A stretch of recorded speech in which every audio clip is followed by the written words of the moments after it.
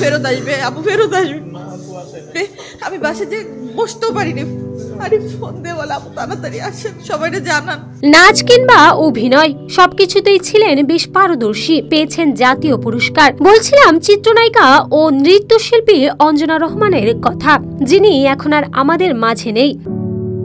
জানা গিয়েছে 3 সপ্তাহ ধরে অসুস্থ ছিলেন এক সময়ের জনপ্রিয় এই অভিনেত্রী। শুরুতে জ্বর ছিল, সারা শরীর কেঁপে জ্বর আসতো, একটা সময় ঔষধ খেয়েও কাজ হচ্ছিল না। শেষে জানা যায় তার রক্তে সংক্রমণ ধরা পড়েছে। তার ভালো মন্দ খারাপ, তার ভালো সাজেশন গুলা, সে একটা কাজ করতে গেলে জয় আমি এই কাজটা করতেছি, তো কি করা যায়, এই কাজটা করলে কি হবে, এই কাজটার পিছনে কি আছে, কেউ সূত্র আছে কিনা, মানে ভালো মন্দ সবকিছু আমার সাথে শেয়ার করতো। আর আমি আমার মা সমতুল্য একটা বোন, যে ফ্রেন্ডের মতো একদম বন্ধুর মতো করে সবকিছু আমাদের গাইড করতো।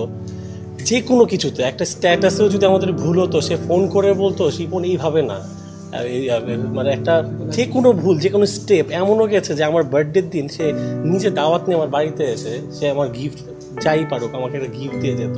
গত বুধবার অঞ্জনাকে নেওয়া হয় বঙ্গবন্ধু মেডিকেলে। শারীরিক অবস্থার অবনতি হয় ওই রাতেই তাকে লাইফ সাপোর্টে নেওয়া হয়। ভেন্টিলেশন থাকা অবস্থায় তার অবস্থার কখনো উন্নতি কখনো অবনতি হচ্ছিল।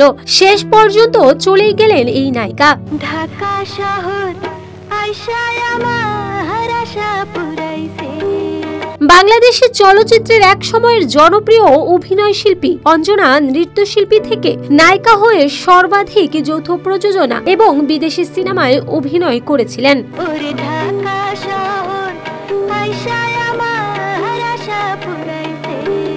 অঞ্জনার অভিনয় জীবন শুরু হয় 1976 সালে। বাবুল চৌধুরী পরিচালিত সেতু চলচ্চিত্রে প্রথম অভিনয় করেন তিনি। তবে অঞ্জনা অভিনীত ও একই বছর মুক্তিপ্রাপ্ত প্রথম চলচ্চিত্র ছিল দস্যু বনহুর। ছবিতে তার নায়ক ছিলেন সোহেল রহমান।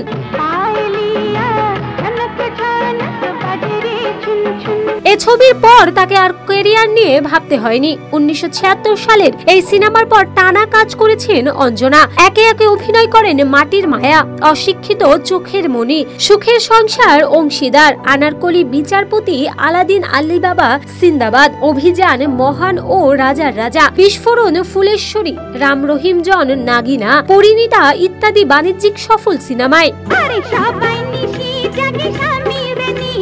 জীবনদশায় এক সাক্ষাৎকারে অঞ্জনা জানিয়েছিলেন, বাংলাদেশ ছাড়াও তিনি অভিনয় করেছেন 9টি দেশের 13টি ভাষার সিনেমায়। চিত্রনায়িকা অঞ্জনা অভিনয়ের স্বীকৃতি হিসেবে পেয়েছিলেন জাতীয় চলচ্চিত্র পুরস্কার, আন্তর্জাতিক পুরস্কার, একাধিক জাতীয় স্বর্ণপদক ও বাদশাহ পুরস্কার পেয়েছেন কয়েকবার। নৃত্যশিল্পী হিসেবে অঞ্জনা পেয়েছেন জাতীয় ও আন্তর্জাতিক অনেক স্বীকৃতি। পরিণীতা ও গাংচিলে অভিনয়ের জন্য 2বার জাতীয় চলচ্চিত্র পুরস্কারও পেয়েছেন অঞ্জনা।